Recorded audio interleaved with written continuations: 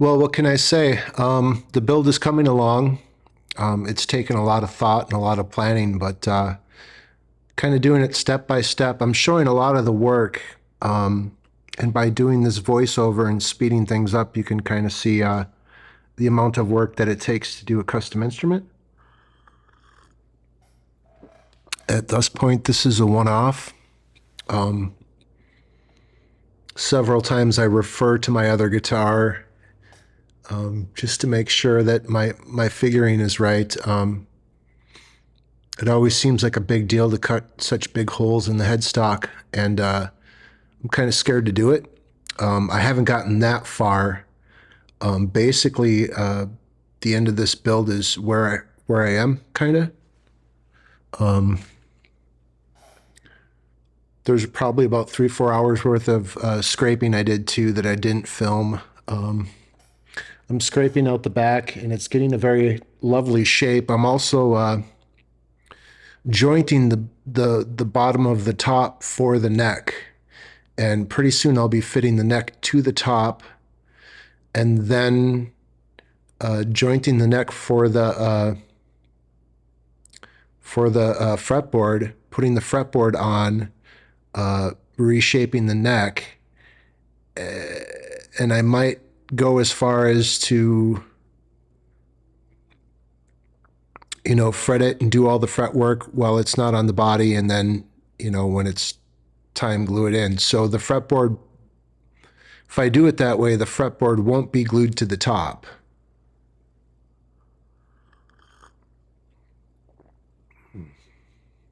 And either way, you won't be able to see that line, but I kind of want the line to be as fine as possible. It's not a straight line, so I have to carve it into the neck. But that should be no big deal. Pretty soon I have to kind of make a jig on the back of the top for alignment, because I don't even know how I'm going to do this yet. I don't know how the clamping is going to work, or if I'm going to use the screws for the bridge to align the neck. But I have to be able to know that it's in the right spot, and not just in the right spot, like a little bit, like completely in the right spot. Truss rod fits very nice. It actually snaps into place with a little bit of force. After I fit the truss rod here, I put the veneer on, and I have to refit the truss rod because the angle took a little bit of the space up, and there's glue in the pocket, and but everything went pretty good on the build so far. No catastrophes. It takes a lot, though. It takes a lot to fit the slot. So I had to pick out a headstock veneer. It's the one I picked out. It's a very kind of hard material, very, very glassy. And then for the fretboard, I picked out like a warm piece of rosewood. So, and I'm second guessing that, but traditionally it's ebony, but I just wanted to use rosewood. I'm gonna have to take the thing out of the jig. I'm gonna have to cut the headstock angle and get that ready for a veneer, and then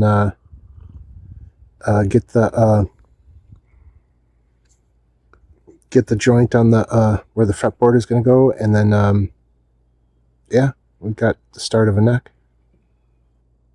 Back to the speed up. I'm cutting the the angle with the saw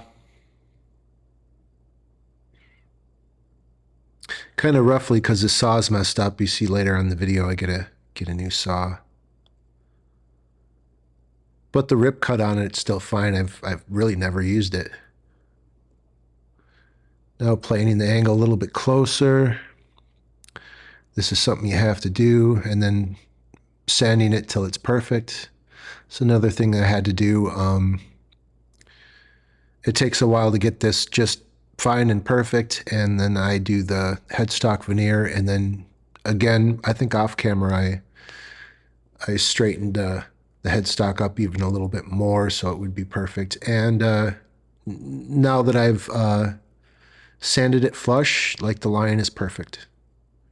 So, and that's what you want. You know, you don't want gaps. You don't want to be able to see a glue line. You want it to be perfectly set in there like glass.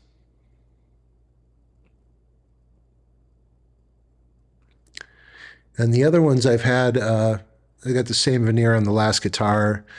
It's doing very well. All of the guitars have been doing very well, and after you've traveled with them for so long, you kind of find out how new the wood is or how stable the wood is. Because I mean, it changes. If you drive 1,000 miles with a guitar, it definitely changes. So here I'm on a piece of pool table slate. I'm leveling my headstock veneer. I always make my joints with 60 grit paper, so I get the best veneer, and I get the best glue up. I get the best joint.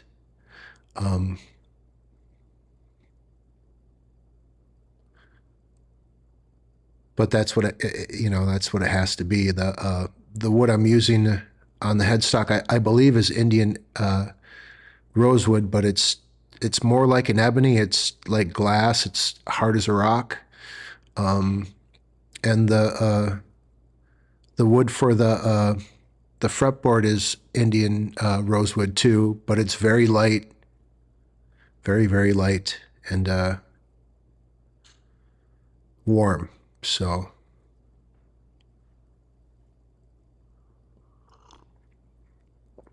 last guitar I put on a piece of Madagascar rosewood for the fretboard with the same veneer. And that worked very, very well. And then the guitar before that, it had a matching rosewood veneer for the matching rosewood top and an Indian ebony. And the one before that, maple fretboard. So, which I made the mistake of dyeing. I shouldn't have dyed it. The body is all walnut and it's peel, and the light look of maple against the darker woods really looks good. Maple and oak look good together. It's such a contrasting wood, you know.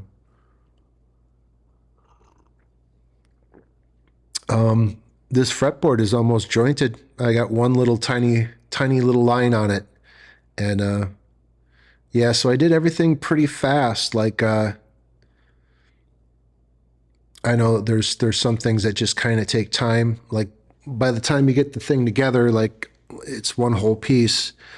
It's you got to be very careful with it, you know. So it would be better for me to put the fretboard on before I glue it to the top, but I have to fit it first. So I'm working on that. I'm not even thinking about the fretboard. I don't know what frets I'm going to use or I'm going to be able to find or dig up. I have not dug up or found the radius gauge or the radius call. I haven't found a couple different things. I haven't found my files. I haven't started making a nut yet.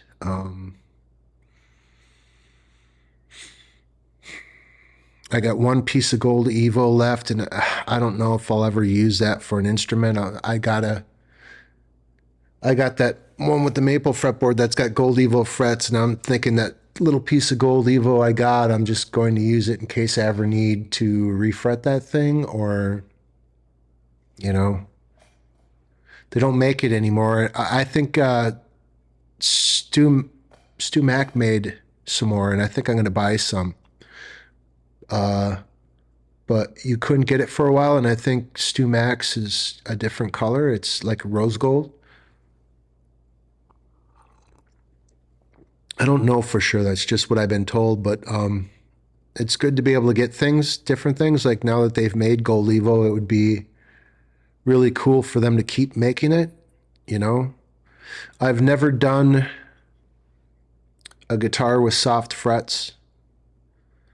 Every guitar I've ever done has either been stainless steel or Gold Evo.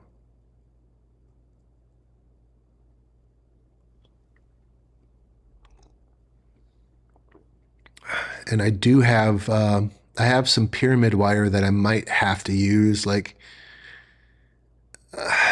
it's a nylon stringed instrument, so I could use whatever I want. I mean,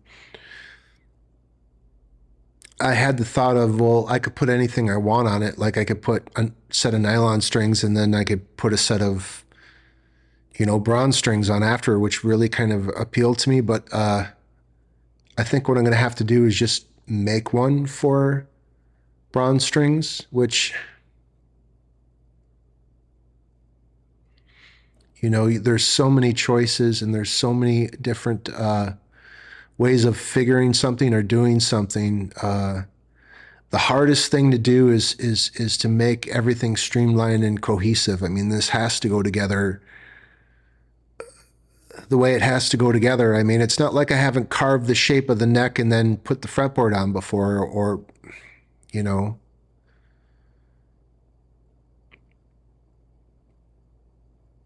it's just that this time it's a little bit different, and it's always easier to get your level and your joint together if you have extra length. Like, don't ever cut something to length until you have to. Like, that's the best advice I could give you or anybody else. Like, keep it a little bit longer than it needs to be until you're ready to glue it, or until it's jointed, because it's very easy to roll the ends off when you're jointing a piece of wood. But you can joint a piece of wood perfectly, but the ends and the edges are slightly rolled off. So if you keep it a little bit bigger than what you need it while you're jointing it, you'll have an easier time. And I know this, so I really, really want to put the fretboard on in as big of a piece as possible. Kind of sucks to have to draw these lines on over and over and over again, then cover it up again, and then draw the lines on again, and then it gets very dizzying. You notice that I'm cutting this out very easy. I should have slowed this down because it was kind of funny how sharp these chisels are. These are the chisels I used to carve the top out initially, and I had to push so hard I had blisters on my hands. I had two big blisters on my thumb, and I haven't sharpened them since, and they're razor sharp. They cut this like cutting butter with a hot knife.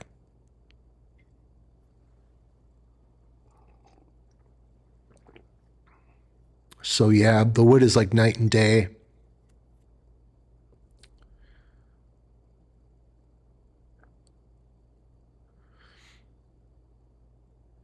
There's a bunch of decisions I haven't made, and there's a bunch of tools I haven't found yet. But it's a lot of work to think of how to do the next couple steps, because you always have to plan ahead that little bit. But it's really nice to put the fretboard on and